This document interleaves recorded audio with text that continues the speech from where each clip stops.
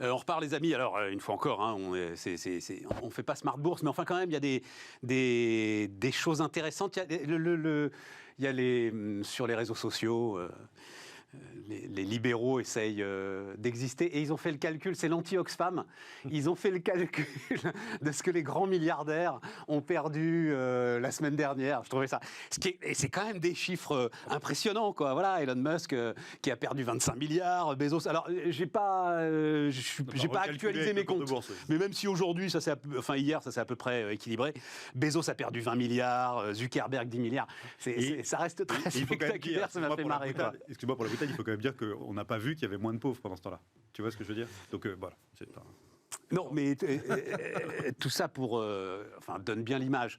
Non, mais ça attend quand même deux choses. Ça donne l'image, oui, de la volatilité de ces patrimoines, mais quand même de ce que c'est absolument considérable, quoi. Voilà. Mais bien sûr. Un mouvement de 25 milliards en une semaine, c'est...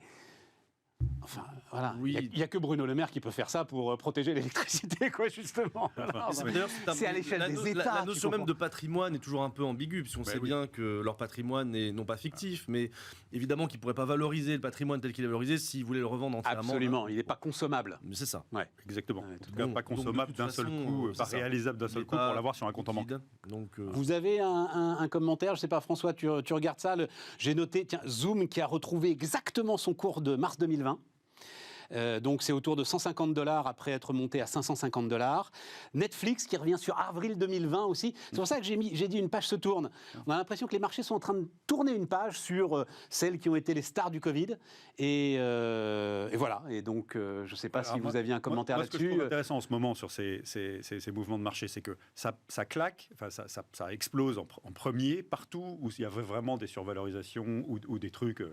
tu sais que tu comprends pas. Oui, mais tu le sais qu'après que c'est des survalorisations. Qu'est-ce qui te disait que Netflix, il y avait une survalorisation, exemple, tu vois ? Pardon, je ne parle pas encore des technos. Le ratio court-bénéfice, il n'était pas honteux. Je ne parle pas encore des technos, je parle de l'endroit où ça a éclaté en premier. Ça a éclaté sur les cryptos, d'accord ? Puis ça a éclaté sur les SPAC, d'accord ? Où là, tu sais, tu peux discuter, c'est un actif, c'est une monnaie, d'une part, ou c'est un chèque en blanc sur les SPAC. Et donc, c'est là que les bulles se sont percées en premier. Et puis ensuite, tu as le mouvement de rotation, c'est comme ça que ça s'appelle en technique de marché, entre les valeurs de croissance et les valeurs value décotés. Bon. Et donc, ça fait quand même 10 ans que les gérants value, ceux qui disent j'achète des actifs décotés, le bon prix, et je m'assieds dessus, et j'attends qu'ils retrouvent un prix de marché normal compte tenu de leurs actifs, etc., perdent contre les gérants de croissance qui disent t'as rien compris, on est dans un nouveau paradigme.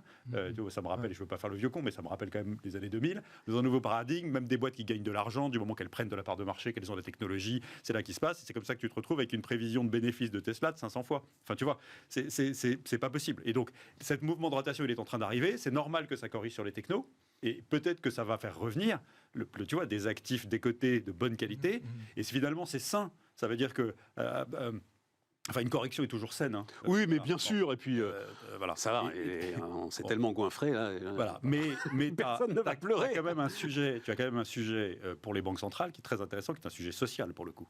Puisque comme dans beaucoup de pays, la Chine, les États-Unis notamment, il y a eu les Robins des Bois, c'est-à-dire énormément avec il n'y a pas d'alternative aux actions, compte tenu de la masse monétaire qu'on a mis en circulation, qui a fait inflater les actifs, et que le prix de l'immobilier est devenu souvent inaccessible dans pas mal de pays pour des ménages modestes. Ça veut dire que beaucoup de particuliers y sont allés. Exactement. Donc il y a un effet richesse des particuliers qui est en train de se dégonfler, parce qu'évidemment, quand ils sont allés en bourse plutôt sur les trucs qui étaient les trucs les plus sensibles Alors, juste, d'ailleurs, parce que c'est Grégoire Favet qui me racontait ça, hier, la journée d'hier, donc qui est très spectaculaire, historique, sur le Nasdaq, où le Nasdaq a d'abord perdu 4% avant le S&P a perdu 4% avant de les récupérer. Et ce qu'ont constaté, effectivement, ceux qui regardent ça de très près, c'est que les particuliers ont vendu la baisse, mais qu'ils n'ont pas racheté ensuite, quoi. Enfin, c'est très, très compliqué derrière de racheter. Et donc, ils sont un peu les dindons de la farce, c'est ça que tu veux dire. Là. Voilà, et quand tu es une BCE, tu peux avoir envie de délivrer un message mondial que c'est pas mauvais forcément que la fortune virtuelle de M. Musk, de M. Bezos, etc. en prenne un coup pour montrer que finalement, il y a une réalité du risque. Mais quand ce risque touche aussi le patrimoine financier de tous les ménages. Alors, après, tu peux avoir un cynisme complet, notamment à la Banque centrale américaine, qui dit que c'est une façon de supprimer l'effet richesse des particuliers, de les faire revenir sur le marché du travail. Donc, tu as toute cette idée pour essayer justement de limiter l'inflation, la boucle prix-salaire, et donc d'essayer de remettre l'économie dans une orthodoxie, entre guillemets, qui n'est pas celle de cette période où tous les repères ont volé en éclats qu'on est en train de vivre. Clément ? Oui, j'allais parler justement de l'effet de richesse. C'est, à mon avis, quelque chose de très important dans les grandes idées de la politique monétaire de la BCE. Il y a effectivement toutes les tendances structurelles qui poussent plutôt à la baisse des prix, le marché du travail qui n'est pas extrêmement inflationniste, la concurrence, qui quand même, les politiques de la concurrence sont censées quand même plutôt limiter l'inflation aussi. Et effectivement, il y a la limitation, et il y a des travaux de la BCE, mais qui datent de 2018, des working papers, qui datent effectivement, qui montrent des effets très ambigus. On en avait déjà parlé, des effets de richesse sur les inégalités, avec donc cette idée quand même que les effets de richesse positifs, et c'est très vrai, c'était déjà très vrai lors de la période pré-crise de 2008 aux États-Unis, mais c'est vrai également maintenant. Les effets de richesse positifs sont assez mauvais pour l'inflation, et je pense effectivement que la Banque centrale n'a aucune envie que les effets de richesse positifs soient prépondérants. Ajoutons aussi quand même que... Donc elle pourrait cyniquement envoyer les marchés à la cave pour calmer tout le monde. Oui, je n'irai peut-être pas jusque-là, mais... Intéressant. Voilà, il y a très intéressant. Il y a quand même toujours un arbitrage aussi entre... il y a quand même les obligations. Et les obligations, alors bien sûr, la BCE, si on regarde un petit peu, ils ont racheté quand même énormément d'obligations. Le prix des obligations est extrêmement élevé. En même temps, quand la politique monétaire vise à faire augmenter comme ça le prix des obligations, parce que c'est quand même l'instrument, pas juste la conséquence, quand le taux d'intérêt est à zéro, le prix des obligations, il n'a pas de limite. C'est ça quand même l'instrument majeur de la politique monétaire. Il ne faut pas croire que la politique monétaire aurait pour externalité négative de faire monter le prix des obligations. C'est l'instrument. La bulle obligataire comme politique monétaire. Il y a vraiment, on ne peut pas dire les choses autrement. Et l'idée quand même de cette bulle obligataire, c'était évidemment de financer les dettes, ça on le sait, mais si la BCE pouvait essayer de limiter l'inflation du prix des actifs aussi, mais qui est une forme d'inflation qu'on ne prend pas toujours en compte, mais qui est de l'inflation quand même, à mon avis, elle est très contente de son côté. François ? Moi, sur les technos, je pense qu'il y a une incertitude sur l'évolution de la concurrence. C'est-à-dire qu'il y a à la fois, et les gens sont perdus, même les grands spécialistes, c'est-à-dire qu'il y a à la fois, aujourd'hui, on ne voit pas comment Tesla pourrait être déboulonné. D'un autre côté, Tesla est en Chine et peut se faire déboulonner du jour au lendemain en Chine, parce qu'il y a cette situation très particulière de conflit entre la Chine et les États-Unis. Apple peut se faire déboulonner aussi en Chine. Et puis, il y a des zooms, il y a quand même des nouveaux entrants. Donc personne ne sait aujourd'hui si Amazon sera là dans 20 ans, si Tesla sera là dans 20 ans, Et donc il y a ce risque quand même, il n'y a pas de certitude. Donc c'est complètement confus, et donc tout d'un coup, évidemment, les croyances vont être « Oh là là, oui, en fait, finalement, on croyait que ces entreprises disposaient d'une position inexpugnable. En fait, c'est pas si inexpugnable. » Non, mais attends. Voilà. Et donc, selon les croyances sur... le long terme de ces géants et de ces titans, les croyances évoluent pour des micro-informations de toute façon, et ça fait basculer les croyances et les opinions, et paf, François, ça a un effet. Donc moi je suis très pertinent. Il faut ajouter à ça la mutation de Facebook. La mutation de Facebook, le métaverse, ce qu'on nous appelle maintenant le Web 3, etc., est effectivement un point d'interrogation. Je voyais le chiffre ce matin, Facebook l'année dernière a investi 14 milliards de dollars dans l'ensemble de ces infrastructures qu'ils sont en train de construire. Là, ils ont présenté leur nouveau super ordinateur, super calculateur qui va faire tourner le métaverse. Donc des paris à 14 milliards de dollars, effectivement, les investisseurs se disent est-ce qu'il a raison ou pas, il ne suffit pas de dire ils ont les données, donc comme ils ont des données massives, c'est eux qui vont pouvoir faire de l'intelligence artificielle, et donc en plus ils mettent énormément d'argent sur l'internet. Mais peut-être qu'il y aura des gens qui auront des données autrement, qui vont avoir besoin de moins de données pour faire des logiciels d'intelligence artificielle absolument extraordinaires. Donc, et la réglementation. La réglementation, et puis de la créativité humaine qui fait des couches de protection qui nous permettra peut-être d'avoir un jour accès à des systèmes qui nous permettent d'utiliser tous ces GAFAM, tous ces trucs, mais d'accepter de donner des données, mais de le faire dans un contexte où ça nous protège notre vie privée mieux, parce qu'il y a un tiers de confiance qui nous la protège. Si ça arrive, t'as quand même un petit sujet. La seule bonne nouvelle pour ces entreprises qui disposent d'une position dominante, une position de monopole, la seule bonne nouvelle, c'est qu'il n'y aura plus de concurrence venant de la Chine. C'est-à-dire que Alibaba ne va pas concurrencer Amazon et Amazon Alibaba, d'accord ? Les marchés se fractionnent.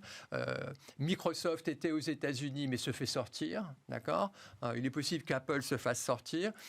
TikTok, voilà. Donc l'idée d'un monde où on ait une concurrence entre TikTok, les ils ont encore les deux là pour l'instant. Ça ne durera pas. Sauf que pour toi, c'est plié. C'est quand même plié et cassé en deux. Ouais. Donc on est dans un monde où les plateformes globales chinoises d'un côté et californiennes et puis sur Seattle de l'autre côté, ce monde où on pouvait entrevoir de la concurrence, eh bien c'est fini. Ou en tout cas c'est considérablement érodé. Il y aura de la concurrence sur des régionales. Amazon et Alibaba vont se battre un peu en Inde ou au Vietnam, quoi. Voilà, mais c'est tout. Et donc ça, c'est la bonne nouvelle pour le coup, en termes de concurrence, parce que moi, j'y croyais. Je croyais à cette idée que Alibaba allait être un concurrent puissant d'Amazon et inversement. Mais non, les marchés se segmentent. C'est la fin des plateformes globales où vous pouvez être à la fois vendre des équipements électroniques en Chine et aux États-Unis et être une plateforme en Chine et aux États-Unis. Oui. Et j'ajouterais juste peut-être une incertitude sur la politique de la concurrence américaine. Ouais. On sait qu'elle a eu tendance quand même à se retourner depuis l'administration Biden. L'actuelle patronne de la FTC est quand même pas une grande fan des GAFAM, et ça change. Plus que ça, non, il faut dire les choses. C'est historiquement une chercheuse, Google, voilà, une chercheuse qui a beaucoup travaillé sur Amazon. Ouais. Et oui, c'est un euphémisme. Voilà, non, il faut pas. Mais cela dit, pour l'instant, c'est encore un peu, on voit pas non plus, elle a pas annoncé. Lisa Khan, c'est ça. Mais moi, s'il faut faire un pronostic, il va rien se passer. Oui, voilà, j'allais dire. Moi, c'est pour ça que je disais qu'elle n'était pas une grande fan. Parce que Biden va pas jouer sur l'antitrust. Qui n'est pas vraiment un cheval de bataille politique si intéressant que ça. Il a d'autres dossiers avec sa minorité. Il va pas faire le forcing alors qu'il a une voix ou deux voix d'avance. C'est pas là-dessus qu'il va faire le forcing. Donc, tout en sachant que la politique de Trump n'était il n'a pas assez de majorité voilà. pour faire passer ce qu'ils veulent passer en antitrust. Il va pas jouer. Non, bien sûr. Mais la politique de Trump était déjà pas toujours hyper conciliante avec. Alors pour des raisons aussi personnelles, parce qu'il détestait quand même des géants de la tech qui sont essentiellement démocrates. Et plus riche que lui. C'est ça. Non, je veux juste ajouter un truc parce que j'espère qu'il va avoir le temps de venir nous voir. Mais donc, Thomas Philippon, chercheur français, écrivant aux États-Unis en anglais. Voilà, un bouquin sur la concurrence donc, qui est sorti il y a 2 ans. Là, la traduction française donc, sort. J'avoue, moi, très humblement, que j'étais incapable de le lire en anglais. Je viens de le lire en français. Il se lit comme du petit lait. Il ajoute, mais à la limite, s'il ne peut pas venir, on en parlera ensemble. Les montants, mais c'est très impressionnant, les montants versés par l'ensemble de ces grandes entreprises pour les campagnes électorales et pour le lobbying. Lui, il en fait l'une des clés de la fin de la concurrence aux États-Unis. C'est très, très impressionnant et ceci explique aussi cela. Voilà pourquoi il ne va rien se passer. Fait que les entreprises choisissent d'aller à l'endroit où elles ont leur intérêt économique et elles le financent massivement. C'est un calcul en termes de retour sur investissement. Et il n'y a pas de plafond, donc évidemment, ça a une influence considérable sur les décisions politiques aux États-Unis en matière de concurrence. Ouais. Mais il y a une notion que j'aime bien, qui n'est pas de Philippon, qui est le cercle des Medici. C'est cette idée qu'une entreprise puissante, eh bien, elle va pouvoir influencer le monde politique, c'est-à-dire éviter des régulations et des interventions qui la pénalisent et favoriser des interventions qui la favorisent. Et elle obtient plus facilement ça que d'autres entreprises. Et du coup, cette entreprise augmente sa puissance économique. Et plus elle augmente sa puissance économique, plus elle augmente sa puissance d'influence politique. Et voilà, donc il y a ce cercle vertueux. Alors des Médicis, tu l'as dit à l'italienne, mais pour que chacun comprenne, c'est les Médicis... qui, 15e siècle. La puissance économique renforce la puissance politique. 15e siècle, je ne voudrais pas dire de bêtises, oui, c'est ça. La puissance économique, voilà. Ouais, tout à fait. Nombre record d'escroqueries à l'épargne, identifié, donc... je pose la question au président de mon partenaire patrimoine. Le chiffre est impressionnant quand même. 1202 sites frauduleux en 2021. Dénoncés par l'AMF, 3 fois plus que 300 seulement en 2019. Ouais. C'est considérable. Et ça, c'est easy money make people stupid, quoi. C'est ça le problème. En il y a fait, trop ce qui se d'argent. passe, c'est qu'il y a trop d'argent. Et comme vous le savez, il y a à peu près près de 200 milliards d'épargne Covid, de surépargne Covid. Tout ça, ça dort sur des comptes courants, sur des livrets. Et en période de taux d'intérêt négatif, notamment à court terme, les épargnants se demandent comment est-ce qu'ils peuvent faire fructifier ça de façon claire. Et donc, il y a évidemment de la bonne pâte, il y a un terreau favorable. Et finalement, la malhonnêteté se déploie toujours à l'endroit où il y a des enjeux. Hein. C'est le principe. Alors après, il faut bien regarder c'est quoi ces sites frauduleux. En fait, il y en a trois types. On va la faire courte. Oui, fais-la. Voilà. La réplique du compte bancaire, enfin du site bancaire d'une banque de premier plan où tout est bien redessiné, etc. Et où, en fait, derrière, il y a quelqu'un qui prend les billets qu'on met dedans. Bon, ça, c'est assez simple. Deuxièmement, il y a des arnaques de type Ponzi assez classiques. Hein. Donc, vous savez, l'escroquerie à la boule de neige. Hein. On vous promet un rendement élevé, vous mettez votre argent. Et puis en fait, on vous le rend avec l'argent des nouveaux collecteurs. Et puis un jour, ça s'arrête parce que le truc s'effondre sur lui-même, parce qu'on finit par découvrir la supercherie. Et puis il y a les troisièmes qui sont beaucoup plus sensibles et moi qui me préoccupent beaucoup. On voit arriver des clients qui se sont fait avoir ou qui sont alléchés. Dans le meilleur des cas, ils sont juste alléchés. Ils viennent nous en parler, heureusement. On leur promet des rendements de type livret. Hein. C'est présenté comme des faux livrets d'épargne, comme des livrets A, voilà, liquides à tout moment, etc. Avec des rendements annoncés de 5, 6, 7%. Voilà. Voilà. Et derrière... Ça n'existe pas. C'est comme une souris de 18 mètres avec un chapeau sur la tête. Exactement, ça n'existe pas. Il n'y a pas de rendement élevé sans prise de risque. Voilà. Et en fait, il se trouve que derrière, il y a de l'escroquerie, c'est-à-dire qu'en fait, en fait, vous mettez 100, d'accord, et le prestataire qui est en face, qui généralement n'est pas agréé, donc il faut faire les vérifications d'usage pour voir s'il est autorisé à vous proposer les choses et s'il a des agréments. Mais même si vous n'avez pas vérifié, en fait, vous mettez 100, il va mettre en réserve 20 ou 25. Et puis le reste, il va vous l'investir dans un truc qui est une cascade de murs sans garantie de fonds de commerce ou de Jérôme, mais attends, de produits ultra volatiles type contrat optionnel. Le truc qui moi m'intéresse, oui, mais attends, parce que si on rentre dans le détail, mais le truc qui moi m'intéresse, c'est l'AMF dit donc parle notamment, tu as dit la première catégorie, visiblement elle c'est là qu'elle a un souci sur le clonage de plus en plus sophistiqué et de mieux en mieux fait de sites existants. Donc il doit y avoir un clonage de mon partenaire patrimoine. Et l'AMF dit, en fait, face à cette excellence technologique qui vous empêche de discerner le bon grain de livret, il ne faut plus que vous répondiez à des sollicitations. En gros, ce que dit l'AMF aux épargnants, c'est vous n'allez que vers les sites que vous avez choisis vous-même. Ouais. Si vous recevez une sollicitation, vous n'y répondez plus. Alors, sachant que de toute façon... Ça va quand même poser un problème à vos business models, ça. Alors, non, mais c'est déjà le cas. C'est-à-dire que, déjà, c'est le vrai en matière d'assurance, le démarchage est désormais interdit. C'est fini. Terminé. Donc, ça veut dire que, de toute façon, tu ne peux faire ton développement organique que sur la base de gens qui viennent te voir ou qui te donnent un 06, un email, et en te suppliant de les rappeler avec un sujet. Nous, c'est ce qu'on fait dans le modèle de mon partenaire patrimoine, puisqu'on est à côté de notre média Tout sur mes finances, finances personnelles, grand public, c'est le trafic qui remplit des formulaires en nous suppliant de les rappeler. À ce moment-là, on peut les rappeler légalement. C'est comme ça qu'on fait notre voilà, c'est ça. Voilà. Mais en fait, ce qui est derrière ça, il y a l'idée que la crédulité des gens est toujours, moi, me démonte, quoi. C'est-à-dire que quand tes prospects ou tes clients t'appellent en disant je suis un peu embêté, je viens de faire un virement de 50 000 €. Puis je regrette de l'avoir fait, en fait. Moi, je suis embêté parce que j'ai reçu un email d'Afrique pour me dire que le prince du Nigeria. Oui. Et comme j'ai 100 000 € et j'ai dit oui. Et comme les arnaques sont sophistiquées, la paume moyenne c'est 72 000 €. Et donc, comme les arnaques sont sophistiquées, en fait, là je reviens, mais quand tu fais cette petite provision, en fait, pendant des mois, ils vont te verser les 7% qu'ils t'ont promis. Comme ça, ils vont endormir ils vont le verser avec l'argent que tu leur as donné et qu'ils ont mis de côté. Et puis le reste est parti. Voilà. Et puis c'est le jour où tu réalises que soit les 7% se sont arrêtés, tout d'un coup le flux s'est interrompu, mais pourquoi on t'annonce une paume. Attends, pardon, mais pourquoi même est-ce qu'ils te versent au début, à partir du moment où ils ont récupéré le pognon, pourquoi est-ce qu'ils veulent te verser ? Parce qu'ils t'appellent en plusieurs fois pour mieux te traire. Ah oui, c'est ça. Voilà, c'est les 72 000 de paume, tu les as quand même pas versés en une fois. Non, mais tu t'es fait embarquer et puis et voilà. Et donc cette crédulité-là. Alors, ce qui est très très préoccupant, c'est que souvent les sollicitations que tu reçois sur Internet, que nos clients ou prospects reçoivent sur Internet sur ces choses-là, généralement émanent ou sont dans les bandeaux qui sont en dessous de sites complotistes ou tu vois catastrophistes. Acheter de l'or, ça va être horrible, tout va péter, etc. Bon. Ça, à la limite, tant pis pour toi si tu vas sur ces sites-là et que tu y crois. En revanche, on en voit apparaître des bandeaux de cette nature-là, avec des productions de cette nature-là, sur des sites de médias, tu vois, mais presse régionale, etc., qui sont tout à fait au-dessus de tout soupçon, et qui devraient faire un tout petit peu attention attention à ce qui balance comme pub, quoi. Vous avez un commentaire là-dessus, chers amis? Non, vous n'êtes pas obligé. Non, La non. crédibilité. Ouais. crédibilité. Non, mais alors, enfin, parlons d'offuscation.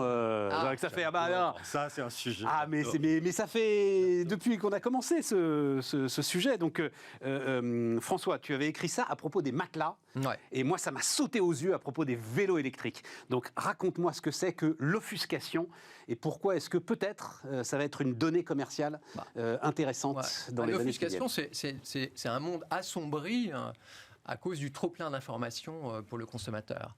Et donc, parce que le consommateur, avant d'acheter quelque chose, il a besoin de connaître le prix, il a besoin de connaître la qualité du produit. Surtout si c'est un produit qu'il n'a pas déjà acheté depuis un moment et ce n'est pas un achat régulier. Et donc, il a un coût de recherche pour savoir si le produit va lui convenir, si les caractéristiques du produit sont bien celles qu'il souhaite, quel est son prix. Voilà. Et ce coût d'information, évidemment, la stratégie d'offuscation des entreprises, c'est d'augmenter le coût de recherche d'information pour le consommateur. Donc, par exemple, dans le cas du matelas, ce qui est absolument très, très, très incroyable, c'est que vous pouvez trouver le même matelas chez un distributeur, donc dans un magasin différent, le même modèle de matelas, mais il ne va pas porter le même nom. Donc, vous ne pouvez pas, en fait, comparer le même matelas d'un vendeur à l'autre, puisque... c'est pas le même produit en apparence. Voilà. Alors, peut-être même c'est le même produit, mais il n'a pas la marque, ou éventuellement même, il a une toute petite caractéristique. Mais c'est quoi l'intérêt des entreprises, François, de noyer le consommateur? Parce que le consommateur, à partir du moment où il a un coût de recherche d'information plus élevé, il va arrêter plutôt sa recherche sur le prix et sur la qualité. Et donc, le magasin, il ne va pas faire 10 magasins. Donc, il va mettre en concurrence 2 magasins peut-être, voire même pas de magasin un seul magasin. Donc, il entre et il va acheter dans ce magasin-là. Oui, parce qu'il n'en peut plus, quoi. Parce qu'il n'en peut plus et parce que c'est un effort. Il faudrait mettre trop de temps pour faire cette comparaison sur le prix et sur la qualité. Et donc, tu as vu ça sur les matelas. Moi, je dois dire, les vélos électriques, on vous dit l'important, c'est les watts. Ah, mais non, l'important, c'est les ampères. Ah, mais non, l'important, c'est les newton-mètres. J'ai appris l'existence du newton-mètre. Ça a l'air d'être ça, d'ailleurs, la mesure vraiment importante. Mais le coût de recherche, tu as raison, est considérable. Absolument. Et donc, il faut non seulement comprendre ce que veut dire les caractéristiques. Les watts, les ampères, les newton-mètres, tout à fait. Mais en plus, après, il faut s'interroger sur, oui, mais est-ce que moi, j'ai besoin de ça? Exactement. Voilà. Est-ce que j'ai besoin d'un matelas qui a la senteur de camomille, par exemple? Ça, c'est une caractéristique. Mémoire de forme, Bultex, ressort, etc. Oui, tu avais très bien expliqué ça. Offuscation. Donc, voilà. Et l'offuscation, ça permet aux entreprises, en fait, d'exercer un pouvoir de marché, tout simplement, un pouvoir de monopole. Mais celle qui a le meilleur matelas, c'est quoi le meilleur matelas? Vous avez aujourd'hui... D'abord, c'est le meilleur matelas pour toi, pas forcément pour moi. Et puis, est-ce que du coup, c'est du latex? Est-ce que du coup, c'est de la laine? Est-ce que du coup, c'est avec 3 couches, avec 2 couches? Est-ce qu'il y a des ressorts, pas de ressorts? Est-ce que c'est made in France, pas made in France? Est-ce que c'est recyclable ou pas recyclable? Est-ce que ça compte pour moi ou pas? Est-ce que tu vas le recevoir enroulé chez toi et que tu le commandes sur Internet? Alors, ça a été Attends, juste fini avec ça. Ça a été une forme de réponse, ça, à l'offuscation. Le fameux Teddy Bear, très sympathique d'ailleurs. Voilà. L'idée de dire, bon allez, maintenant, il y en a marre, il y a un matelas. Voilà. Faites-nous confiance, c'est le meilleur. Et vous le recevrez roulé par la poste. Donc ça, c'est un modèle de disruption. C'est qu'à force de cette différenciation produit, il y a des gens qui en ont marre. Et donc, on va entrer par le bas du marché. On a eu ça aussi pour les lames de rasoir mécanique. Voilà, avec des gens qui vendent des lames de rasoir avec un abonnement mensuel pour éviter les Wilkinson et autres qui coûtent très très cher. Donc on rentre par le bas du marché et au début, effectivement, on présente 1 ou 2 matelas et on s'enquiquine pas. Et alors c'est particulièrement efficace pour tous les biens durables ou semi-durables dont tu ne te rendras compte qu'après une utilisation assez prolongée, si tu es content ou pas, s'ils te conviennent, si ton vélo est bon. Mais tu t'en rendras même pas compte parce que ton matelas, tu pourras pas le comparer. Tu vas dormir sur ton matelas, tu vas dormir sur ton matelas. Moi j'ai vu des effets de bord. J'ai vu des effets de bord dans ce qu'on a partagé là qui était très intéressant sur les passagers clandestins qui profitent de ces offres. Tu reçois ton matelas par Internet, rassure-toi, tu pourras nous le renvoyer si tu n'es pas content dans les 3 mois. Et des gens qui se font, en faisant le tour des fournisseurs, 50 matelas gratuits. Absolument. en acceptant le principe qu'il va falloir qu'ils changent, c'est-à-dire qu'ils appellent pour que le transporteur vienne gratuitement le rechercher parce qu'il le renvoie. C'est pour ça que le modèle d'affaires d'ailleurs de ceux qui vendent du matelas enroulé chez toi sur Internet, il est mort. Parce que d'abord, il y en a trop qui sont entrés. J'ai cru, mais... Et du coup, et puis effectivement, il y a cette opportunité. Je peux renvoyer mon matelas, j'envoie mon matelas, j'en essaye un autre. Bon, ceci dit, François, mais je tiens à dire... Allez dormir chez des amis, d'accord, pour essayer les matelas. Parce que je vous rappelle quand même qu'il faut changer le matelas à peu près tous les 10 ans. D'accord, donc les gens ne le savent pas ça, mais si vous voulez mieux dormir et c'est mieux pour votre dos, changez de matelas tous les 10 ans. Et aussi profitez des hôtels. Quand vous avez trouvé dans un hôtel, dans une chambre d'hôtel, un bon matelas, demandez à la réception quel est le matelas. J'ai souvenir. Attends, Clément. Juste dire, j'ai envie de dire le seul salut peut-être que l'on vivra, c'est les comparateurs en ligne. Alors la difficulté des comparateurs en ligne, c'est effectivement s'il y a des changements mineurs, est-ce que les comparateurs auront l'intelligence de regrouper des matelas proches ou quasiment identiques sous la même appellation pour les classer par ordre de prix.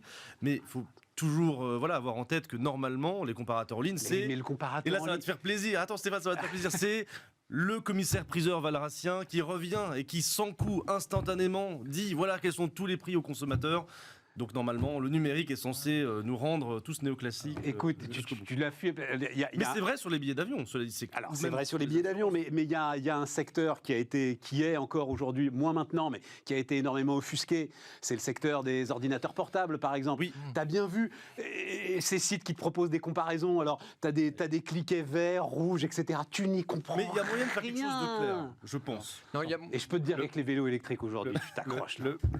Les comparateurs et la réglementation, puisque à la fin de la journée, si on veut protéger le consommateur, il faut que la réglementation dise on est obligation d'affichage d'un certain nombre de caractéristiques normalisées. On se les prie, ça nous emmerde suffisamment sur les produits d'épargne. Ouais. D'accord, on n'est pas plus transparent qu'un produit d'épargne aujourd'hui, on continue à nous emmerder. Tu as tout dans le DICI, le document d'information unique pour l'investisseur, tous les calculs sont normalisés, etc. On peut le faire pour les matelas.